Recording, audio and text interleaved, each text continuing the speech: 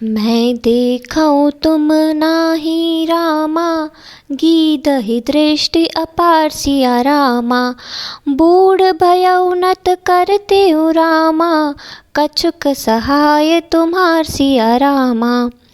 मैं उन्हें देख रहा हूँ, तुम नहीं देख सकते, क्योंकि गिद्ध की दृष्टि अपार होती है।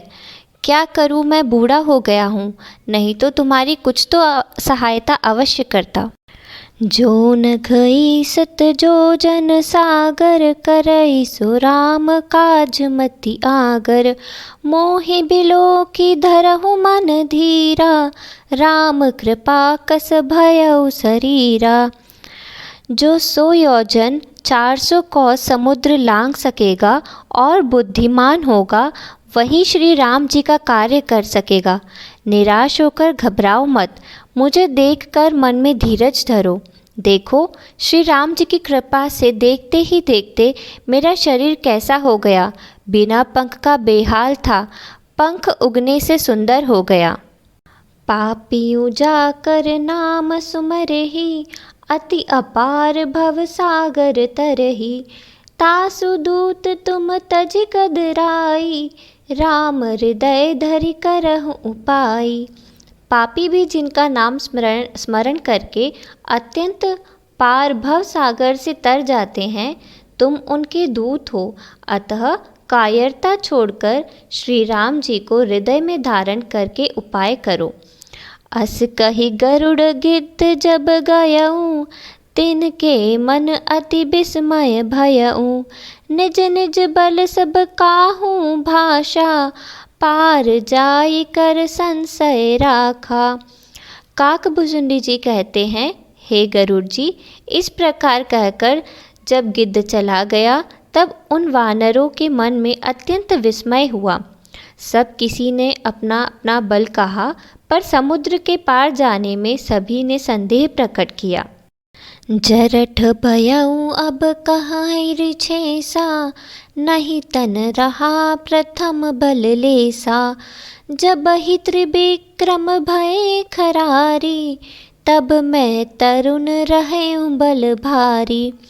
ऋक्षराज जामवंत कहने लगे, मैं बूढ़ा हो गया हूँ, शरीर में पहले वाला बल का लेश भी नहीं रहा। जब खरारी खर के शत्रु श्री राम वामन बने थे, तब मैं जवान था और मुझ में बड़ा बल था। बलि बांधत प्रभु बाड़ेऊ, सो तनु बरनी न जाय। उभय घरी महदीन्ही, सात प्रदक्षिण धाय। बलि के बांधते समय प्रभु इतने बड़े कि उस शरीर का वर्णन नहीं हो सकता, किंतु मैंने 2 ही घड़ी में दौड़कर उस शरीर की 7 प्रदक्षिणाएं कर ली थी। अंगद कहई जाऊं मैं पारा, जिय संशय कछु फिरती बारा। जामवंत कह तुम सब लायक, पठय किमि सब ही कर नायक। अंगद ने कहा, मैं पार तो चला जाऊंगा, परंतु लौटते समय के लिए हृदय में कुछ संदेह है। जामवान ने कहा, तुम सब प्रकार से योग्य हो, परंतु तुम सबके नेता हो, तुम्हें कैसे भेजा जाए। कहई रीछ पति सुनु हनुमाना, का चुप साधि रहे बलवाना। पवन तनय बल पवन समाना, बुद्धि विवेक विज्ञान निधाना। ऋक्षराज जामवंत जी ने कहा, हे हनुमान, हे बलवान, सुनो, तुमने क्या चुप साध रखी है। तुम पवन के पुत्र हो और बल में पवन के समान हो। तुम बुद्धि, विवेक और विज्ञान की खान हो। कवन सुकाज कठिन जग माही, जो नहीं होई तात तुम पाही। राम काज लगी तव अवतारा, सुनत ही भयउ पर्वताकारा। जगत में ऐसा कौन सा कठिन काम है जो हे तात तुमसे ना हो सके। श्री राम जी के कार्य के लिए ही तो तुम्हारा अवतार हुआ है। यह सुनते ही हनुमान जी पर्वत के आकार के हो गए। कनक बरन तन तेज विराजा, मानहु अपर गिरन कर राजा। सिंहनाद करी बारहि बारा, लीलहि नागऊ जल निधि खारा। उनका सोने का सा रंग है, शरीर पर तेज सुशोभित है, मानो दूसरा पर्वतों का राजा सुमेरु हो। हनुमान जी ने बार बार सिंहनाद करके कहा, मैं इस खारे समुद्र को खेल में ही लांघ सकता हूँ।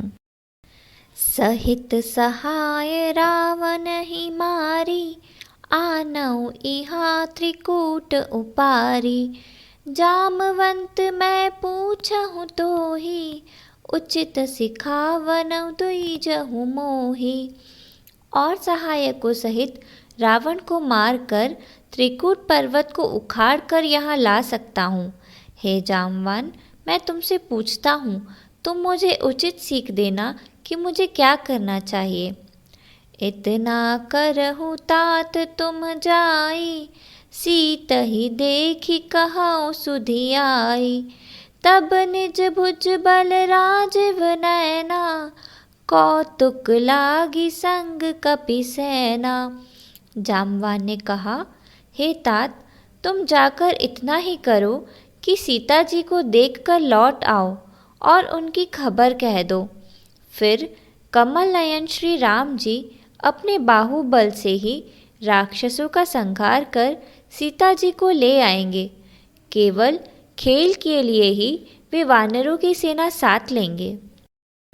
कपि सैन संग संघारी निशिचर, रामु सीतहि आनी है।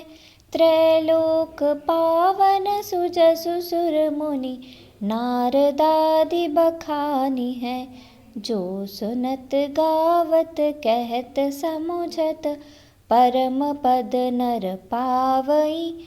रघुबीर पद पाथोज मधुकर, दास तुलसी गावई। वानरों की सेना साथ लेकर राक्षसों का संहार करके श्री राम जी सीता जी को ले आएंगे। तब देवता और नारद आदि मुनि भगवान के तीनों लोकों को पवित्र करने वाले सुंदर यश का बखान करेंगे, जिसे सुनने, गाने, कहने और समझने से मनुष्य परम पद पाते हैं, और जिसे श्री रघुवीर के चरण कमल का मधुकर तुलसीदास गाता है। भव भैषज रघुनाथ जसु, सुनहि जे नर अरु नारी। तिन कर सकल मनोरथ, सिद्ध करहि त्रिसरारी। श्री रघुवीर जी का यश भव रूपी रोग की दवा है। जो पुरुष और स्त्री इसे सुनेंगे, त्रिशिरा के शत्रु श्री राम जी उनके सब मनोरथों को सिद्ध करेंगे।